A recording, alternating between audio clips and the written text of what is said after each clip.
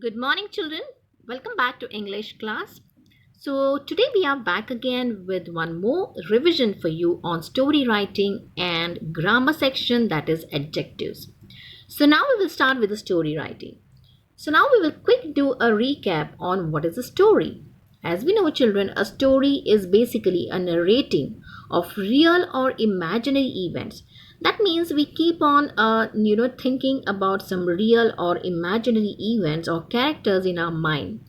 Now, children, what happens is when we keep on thinking about this kind of events or some characters, we actually come up with some new ideas and thoughts. And because of this, what happens is it improves our language skills and it also improves our grammar skills as well. Now, writing a story also helps us to practice the self discipline, and it also develops the creativity in different aspects of life. So, as we know, a story, whenever we write a story, children, and whenever we design a story, the intention is basically to entertain the reader and also give a wonderful message across. So, yes, now what is a story? So, a story is basically a narrating of real or imaginary events involving real or imaginary people. So, a story is generally designed to entertain and or send a message across. Now, children, how to develop a story from an outline. Now, imagine that your teacher has given you an outline of the story. It's a wonderful story. Now, the first thing that you will do is read the outline of the story carefully and understand what is the story all about. Then, your second point is develop the points of the outline into complete sentence. So, yes, children, it's very important. First thing, carefully read and understand the story, and then start developing your own sentences from the story. Now, let us go to the next point.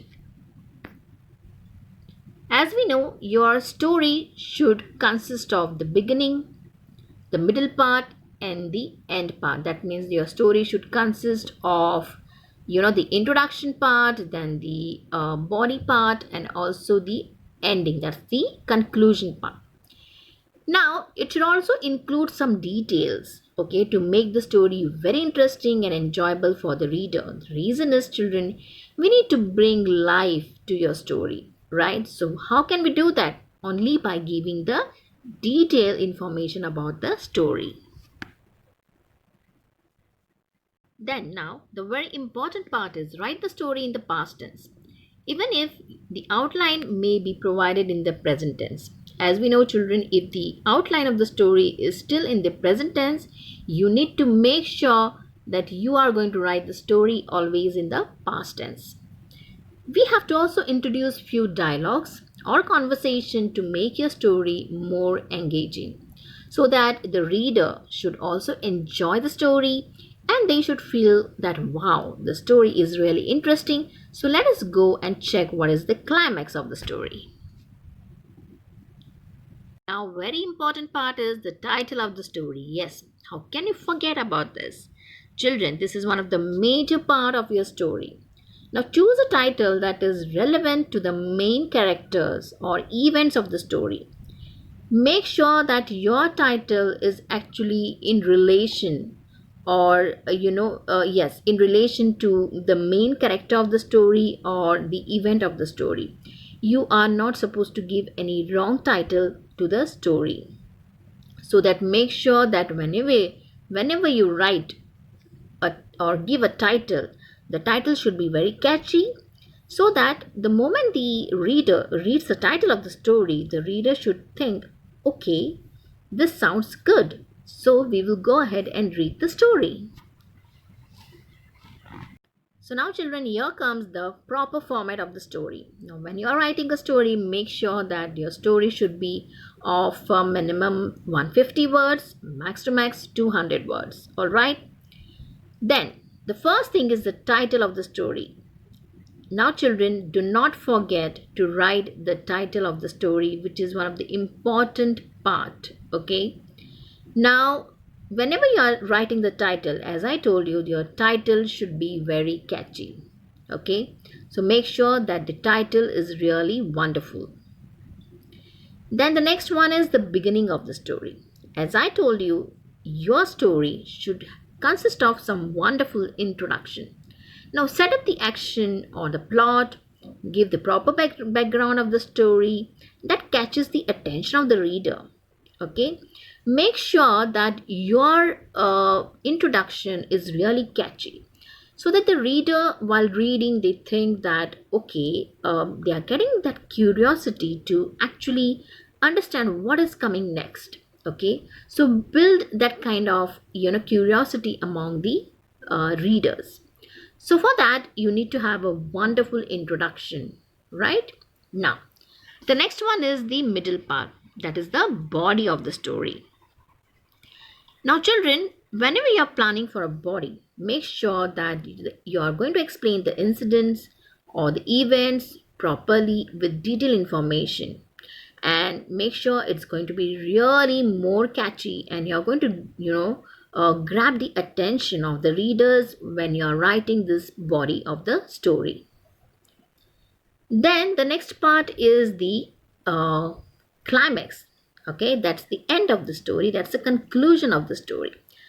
You can make the conclusion or the climax very happy, or you can make the the conclusion sad according to your story. You can say the content of the story. So it's up to you what kind of climax or conclusion you want to give to your story. Then the next one is, children, moral of the story. As we know, and as we have already discussed, your each and every story actually gives a lesson. Okay, teaches the reader something, gives a wonderful message to the reader. So for that, the moral of the story is really, really important and compulsory. So make sure, children, whenever you're writing a story, the moral is really important and it is a compulsory part of the story. Now, as I told you, the title, the format of the story should consist of the following. The first thing is very important, that is the title. Then the introduction, which is also called as the beginning of the story. Then comes the body of the story, that's the middle part of the story.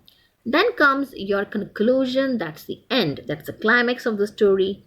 And then the moral of the story.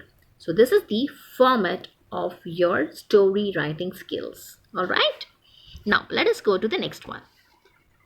Now children, let us come to the picture story writing. Imagine that your teacher has given you a wonderful picture. Now the first thing is, you will observe the picture and describe the picture in the form of a story. Observing and just creating some kind of images in your thoughts, in your mind, is really important. Then you can ask the questions and you can note down the answers yourself to just check whether you are actually going with the same plot of the story which has been given. Then you have to arrange the answers in the logical way. That means you can actually make your own outline of the story by looking at the picture of the story. And you have to give a suitable title once again. So now, yes, whenever it comes to the picture story, the first thing is you have to observe and describe the story in your mind. You have to also note down the important points and you have to come out with some wonderful outline of the story. And then you have to give a wonderful title to your story. Now, whenever you're planning a picture story, as I told you in my previous video, that you have to ask the questions to yourself. Okay, the first thing that you need to ask is, where does it take place? Yes, where does it take place? Then looking at the picture, you can ask the question, when does it take place? Okay, then you have to discuss who is the main character. You can decide in your own mind who is the main character of the story. Then what is the main character doing in the story? This is very important plot. Yes, what is the main character doing in the story? Then later, children, you can come up with some actions like what happened. Okay, you can think about some conclusion, what was the final outcome of the story, and then you can bring some emotions like how did he or she or they feel. Okay, Yes, you can bring some emotions in the story by also coming across with their feelings. You can also put some happiness in the story. You can also add some kind of dialogues or conversation to make the story really you can bring a life to the story. You can make some kind of a reality. You can form a real picture, a real event, and you can bring this particular event or picture or images in front of the reader who is reading the story. So, children, this was the quick recap of how to write the story writing. And yes, I'm very sure now this was a wonderful recap, and you also now know how to format a particular story writing. What is the format, and how to go ahead with the picture story, how to plan a picture story as well. Now, quickly, we will go through the adjectives. Yes, let us go to the grammar section, which is the next topic. That's the adjective. So now children, let us do a quick recap of grammar part, that's adjectives and its kinds. So now, what I mean by adjective, children? Yes, it's very easy. As we know, a word which says more about a noun. Yes, a word which says more about a noun is an adjective. Now, for example, if I say a good girl, difficult lesson, clever boy, fat man. Okay, so now these are the examples of adjective. Now the underlined words good, difficult, clever, and fat qualify the nouns girl, lesson, boy, and man. As we know, children, over here, girl is a noun. How is the girl? She is a good girl. Lesson is a noun. How is the lesson? It's a difficult lesson. Boy is a noun. How is the boy? Clever boy. Man. How is the man? Fat man. So now they are describing the noun, right? So a word which says more about a noun is an adjective. Is it clear now? Now we will do different kinds of noun. Now children, let us go through these examples or these sentences which has been given here. The first sentence is Ram is a brave soldier. Now, how is Ram? He is a brave soldier, right? Now, brave is an adjective of quality. Now, this particular word is actually telling us how Ram is and what is the quality of Ram. So, he is a brave soldier. So, it is telling us the quality of Ram. Now, the next one. He borrowed some money from his friend. How much money? Some money. Okay. So now, this is basically the adjective of quantity. Yes, this is the adjective of quantity. So it is telling us the quantity, how much money, okay, he has borrowed. So some money he has borrowed from his friend. So now we have done two kinds. The first one is adjective of quality and the second is adjective of quantity. Now let us go to the next slide. The strike was called off on the first day itself. Okay. The strike was called off on the first day itself. Now it is actually giving us a detailed information that it was the first day. The first day the strike was called off. So now this is a numeral adjective. Okay, it shows the order in which a person, an animal, or a thing stands. So here it is giving us the order that it was a first day of the strike when it was called off. Okay, it was the first day when the strike was called off. Now the next one, each child was given a chance to participate in the dance. Each child. Now children, over here, each is a distributive adjective. That means it denotes each of a number. So over here, we are specifying each child. That means every child was given a chance to participate in the dance. So yes, we have also done numeral adjective and distributive adjective as well. Which car belongs to Sham? This is the next sentence. Now over here children, which is an interrogative adjective? The reason is it has got a question mark. So anything which is used before noun to ask question, it could be whose, what, etc. So that is supposed to be an interrogative adjective. Alright. Now the next one. May I have your attention? Your attention. Yes. So children, over here it is used with a noun to show whose attention I want. So basically this is a possessive adjective. Yes. So whenever there is a possessive adjective, we come across these kind of words like yours, theirs. Okay.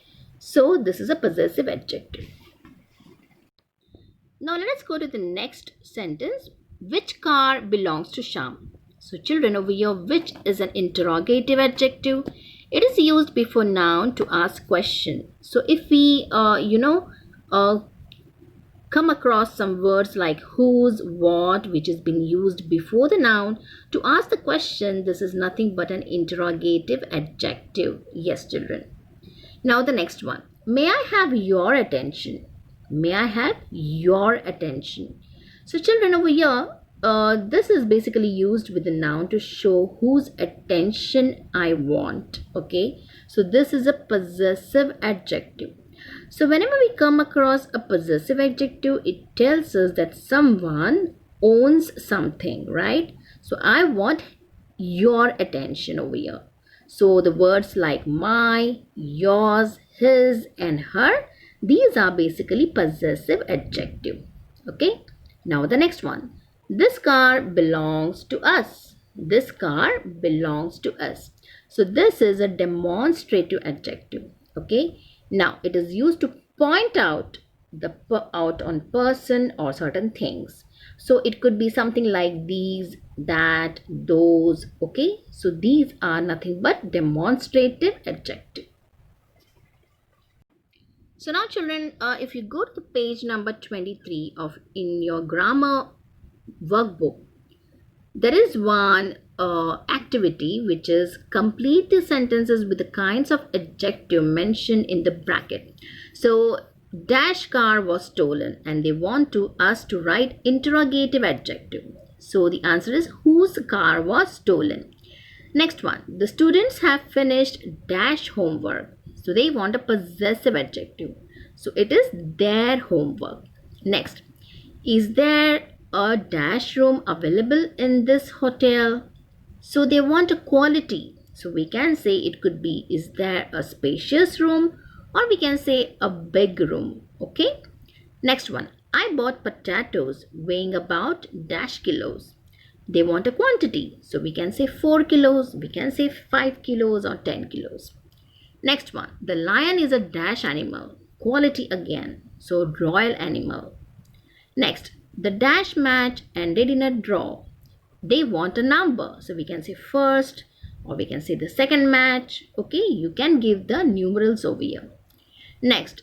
Dash hills that you can see from the window are these Satpuras. So they want a demonstrative. So we can say those hills. Okay. So yes, this was the details of the fill in the blanks, which was given on page number 23. So now children, let us quickly read the following sentences. Now check out the first sentence. My school is as big as your school. Ramu is as tall as Krishna. Sunita is as pretty as Geeta. Here, the underlined words are in a positive degree. Yes, children. These are the positive degree. That's big, tall, pretty. The things which are compared are equal. Alright. Now, let us go to the next one. Similar kind of a sentence. My school is bigger than your school. Ramu is taller than Krishna. Sunita is prettier than Geeta. See, over here, we have done a comparison. So this is a comparative in degree. So the things are compared are unequal. Okay. So definitely my school is big than your school. So I'm comparing my school with your school, right? So this is a comparative degree. The reason is we have used the words like bigger, taller and prettier. Let us quickly do one activity which is given on page number 24. Now make equal and unequal comparisons between these pairs using adjectives given. Now the first sentence is this tree, that tree, and the word we need to use is tall. Okay. So now the first sentence is this tree is as tall as that tree. Okay. Next one. Using a comparative degree, this tree is taller than that tree. Alright, the next sentence is this book, the other book, we have to use the word interesting. So now, this book is an interesting as other book. Now, if we want to use a comparative one, we can say something like this book is more interesting than other book. Yes, this book is more interesting than other book. Now children, let us do the comparison of adjective. Now what I mean by comparison? There are three forms of adjective: positive, comparative and superlative. So positive, if the base word is fast, in comparative it will be faster, and in superlative it will be fastest.